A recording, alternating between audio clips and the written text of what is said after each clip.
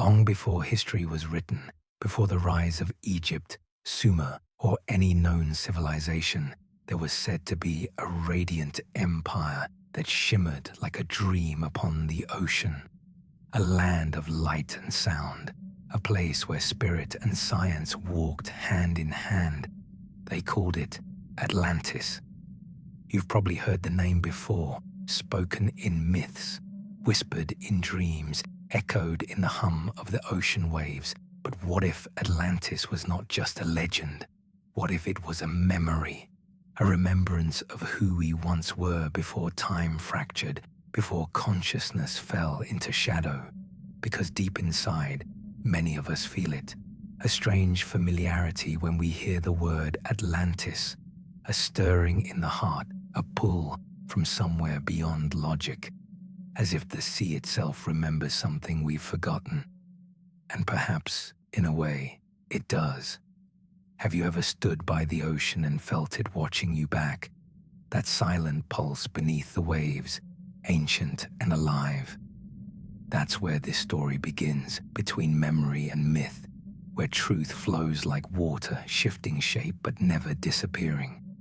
Today, we'll dive into that forgotten world, the full story of Atlantis, where it came from, what it became, and why it fell, and most importantly, what its message means for you, here and now, in this lifetime. This is not just a tale of the past. This is a remembrance of the soul. Stay with me until the end, because by the time we surface, something ancient inside you may awaken. Atlantis, a name that has crossed thousands of years to find us. Its story was first recorded by the philosopher Plato over 2 millennia ago. He described a magnificent island beyond the Pillars of Hercules, the Strait of Gibraltar, where a divine race of beings once lived. As civilizations so advanced, their technology, architecture, and spiritual understanding far surpassed anything we know today. But Plato said something else too, that Atlantis was not just rich in power, it was rich in spirit. Its people descended from the gods themselves, half divine, half human, and they carried within them the memory of the stars. According to the old accounts, Atlantis was blessed by Poseidon, god of the seas. He formed its lands in concentric rings of water and earth, with bridges connecting each ring to the next, leading to a great crystal temple at the center. This temple was said to shimmer like sunlight through water, a place of energy, wisdom, and light, where Atlanteans communed with the divine through sound and vibration. But Atlantis wasn't simply a kingdom of marble and crystal. It was a frequency, a consciousness, a vibration that resonated with both heaven and earth. The Atlanteans were masters of both spiritual and scientific arts. They harnessed the power of crystals to store energy, transmit knowledge, and even heal. They used sound frequencies to move objects, to levitate stone, and to communicate across vast distances. They understood the geometry of creation, the sacred patterns that weave the universe itself. It said their cities glowed from within, lit not by fire or electricity, but by pure prana, life force energy drawn from the earth's crystalline grid. And at the height of their civilization, they lived in harmony with nature, with energy, with the cosmos. They knew that all life was connected. They saw consciousness not as something confined to the human mind, but as the heartbeat of all existence. The oceans, the stars, the very wind, they were alive, speaking a language of energy that every Atlantean understood. This was not a culture of separation. It was unity in form. Every thought, every sound, every action carried resonance, and that resonance shaped their world. Atlantis was not just a place of enlightenment. It was the embodiment of balance. For thousands of years, it flourished. But slowly, something began to shift. The Atlanteans were powerful, perhaps too powerful. They learned to bend the laws of nature, to manipulate energy itself. And with great power came temptation. Some sought to use that energy not for harmony, but for control. The balance between spirit and intellect began to fracture. One half of Atlantis, the sons of the law of one, remained devoted to the source, to divine unity and compassion. The other, the sons of Belial, turned their knowledge toward dominance, seeing energy as a tool to rule rather than to heal. This divide deepened as the ages passed, like a shadow creeping across the heart of paradise, and with it came imbalance, first spiritual, then physical. They began experimenting with the life forces of the earth, creating hybrids of human and animal in their quest for immortality and power. They built great machines to control weather and seismic energy, and some say these experiments disrupted the planet's natural fields, tearing at the fabric of harmony that had once sustained them. The great crystals that once powered their cities began to hum with instability. Energy spiraled out of control, and the earth itself responded. Legends say that one night, as the stars burned low over the western sea, a vibration unlike any before rippled through the world. The ocean began to rise, the earth began to tremble, and in a single cataclysmic moment, the shining empire of Atlantis sank beneath the waves. It is said the Atlanteans knew it was coming. Many had seen the signs. The intuitives, the priests of light, they tried to warn their people. Some fled before the final flood, carrying their wisdom to new lands, to Egypt, to the Andes, to the Himalayas. They became the seed bearers of what we now call civilization, the torchbearers of lost knowledge. And so, while Atlantis vanished into the depths, its spirit did not. It lived on, in the stones of the pyramids, in the codes of sacred geometry, in the myths of gods who came from the sea, and most profoundly, in the DNA of those who still feel the call of Atlantis today. Because Atlantis, like Lemuria, is not just a lost continent, it is a state of consciousness.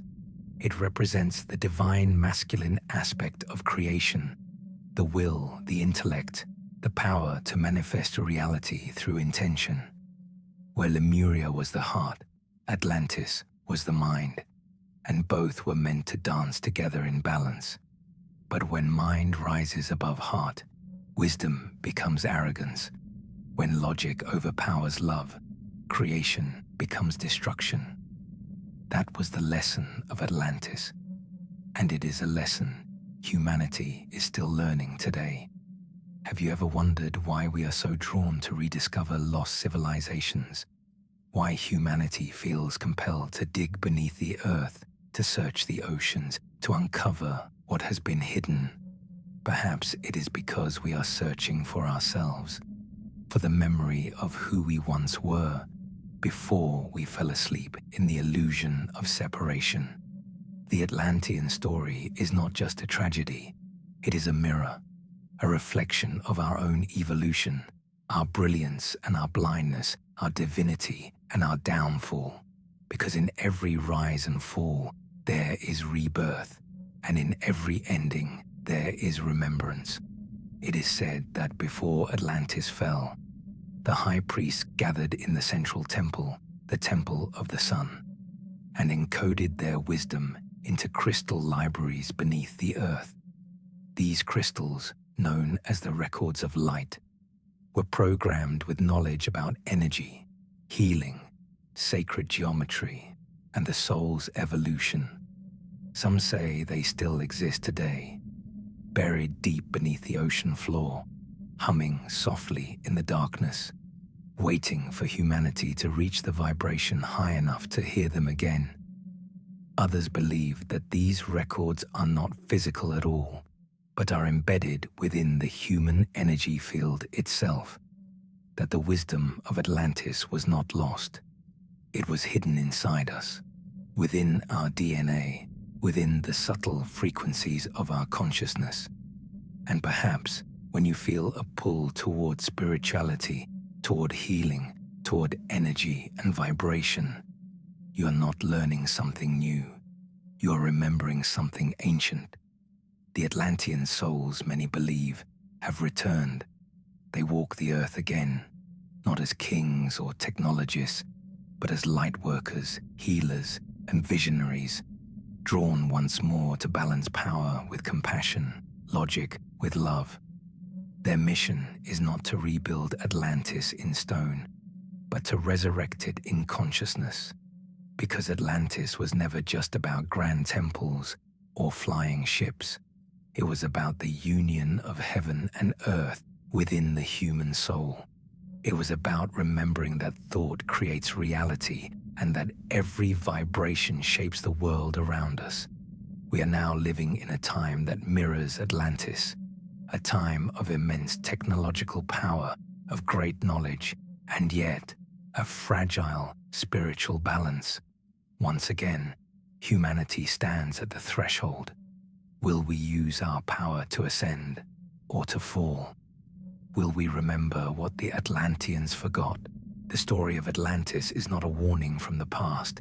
It is a message for the present, a call to awaken, to use knowledge with love, to build, not destroy, to align, not control, and perhaps, if enough of us listen, we will not just remember Atlantis, we will transcend it.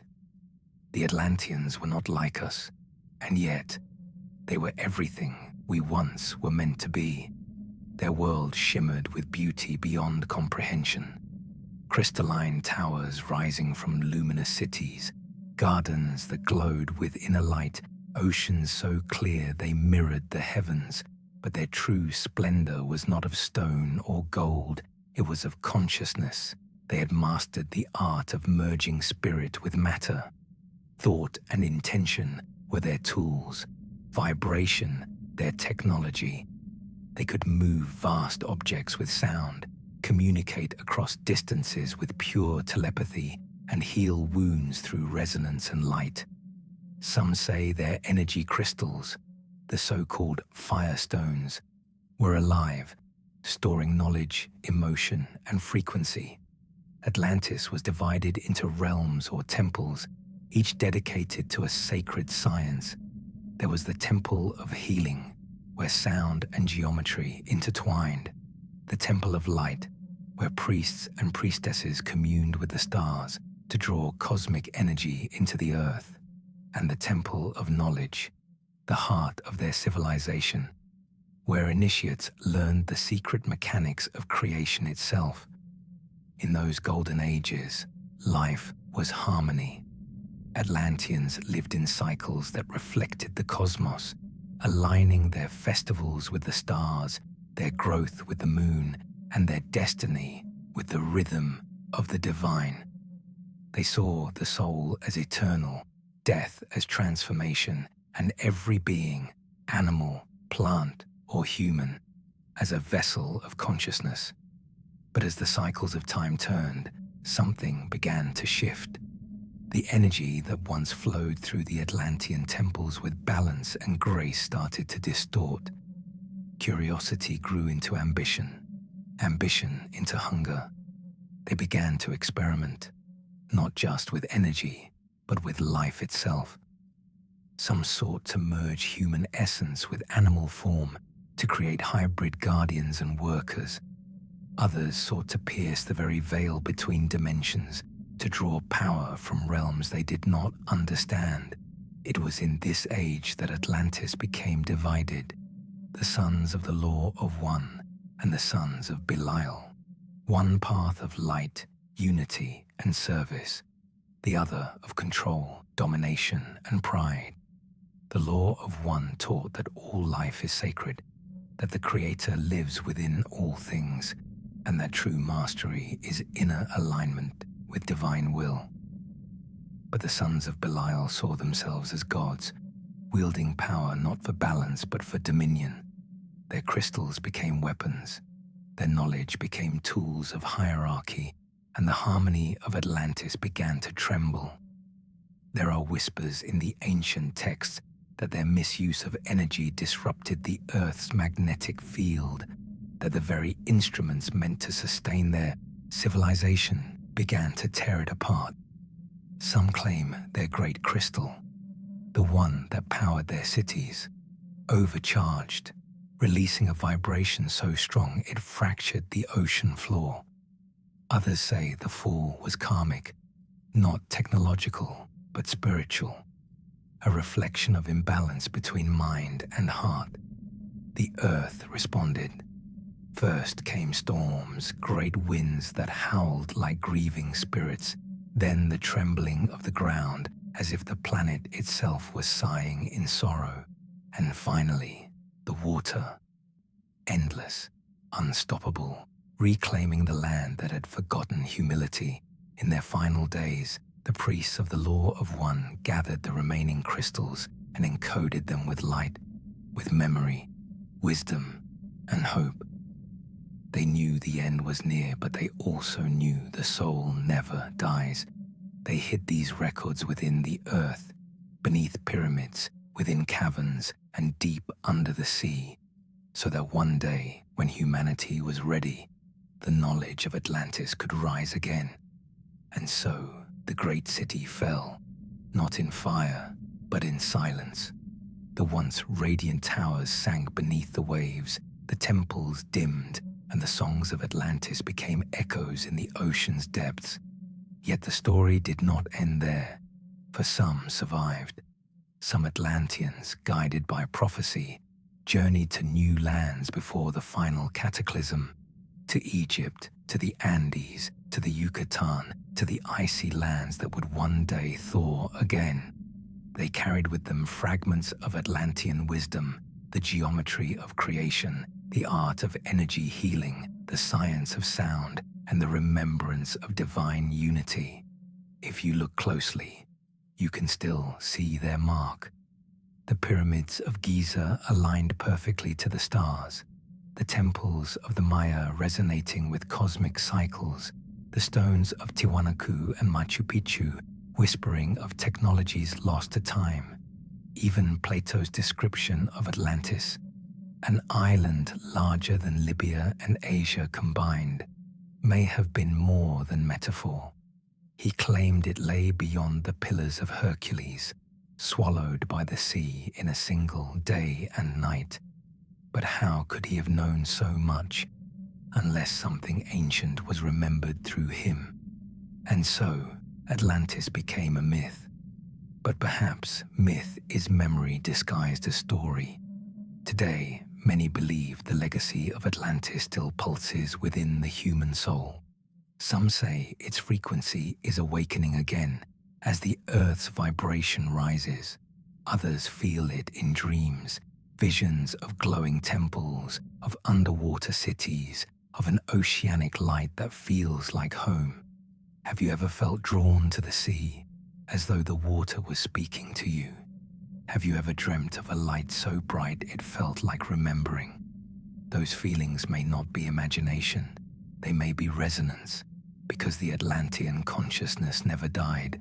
It fragmented, scattering across lifetimes, across lineages, across time itself, waiting for this era of awakening.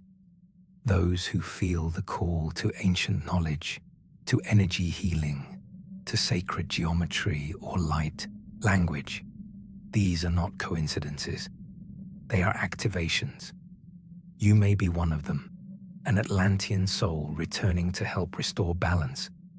Many spiritual traditions speak of this age as the Great Return, when the wisdom of the past and the technology of the future merge to create a new Earth. And Atlantis, in its purest form, represents exactly that, the union of science and spirit, reason and intuition, matter and soul. But the lesson of Atlantis was never simply about brilliance, it was about balance, for what caused its fall was not ignorance, but arrogance, the forgetting that true power comes from the heart. The Atlanteans' greatest strength became their undoing because they used the forces of creation without the humility of connection. And so, the message of Atlantis echoes across eternity. When wisdom rises without love, civilizations fall. Yet when love guides wisdom, humanity transcends time. Even now, fragments of Atlantean memory are awakening within people all over the world. Artists, healers, inventors, and dreamers who feel called to merge intuition with innovation, to create beauty that heals, to use energy and frequency as tools of awakening. They are the children of the new Atlantis. Souls remembering what it means to be divine creators once again. Perhaps you felt it too. That quiet pull to water, to sacred symbols, to the stars. That sense that you came here not just to survive, but to remember. The Atlanteans once believed that every soul was a reflection of the infinite, that within each human heart lies a universe waiting to awaken. They called it the crystal within, the inner light that connects us to source. When that crystal shines, they said, no knowledge is lost, no civilization truly dies. And maybe that's the truth hidden in the waves. Atlantis didn't fall. It transformed. It became part of us. Its memory became our intuition, its wisdom, our longing, its fall, our lesson.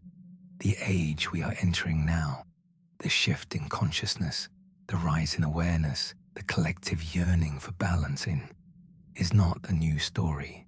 It is the continuation of an ancient one. We are Atlantis remembering itself through time. So if you ever feel like the world is changing faster than you can understand, if you feel both awe and sorrow for what humanity has become, know that you are feeling the same pulse that once beat in the hearts of the Atlanteans, the desire to transcend time. Because Atlantis was never truly about a city beneath the sea. It was about what happens when spirit forgets itself, and what happens when it remembers again. And now, in this time of awakening, as we stand between past and future, we are given the same choice they once faced. Will we use our power to control or to create, to separate or to unify, to dominate or to awaken? The difference is not in what we know, but in how we love. Atlantis transcended time not through its technology, but through its legacy of consciousness. Its fall became our awakening, its memory became our compass, and its soul became ours. Take a moment now to breathe. Listen. Can you feel it? The hum beneath the noise of the world, the vibration in the water, the whisper in your chest. That is the memory of Atlantis calling you home, not to the past, but to the truth that you are part of something eternal, the truth that what was once lost is rising again through you. Because Atlantis is not gone. It lives in every act of compassion, every breath of awareness, every heart that remembers love as the highest science of all. And maybe, just maybe, the next golden age isn't something we're waiting for. It's something we're remembering right now.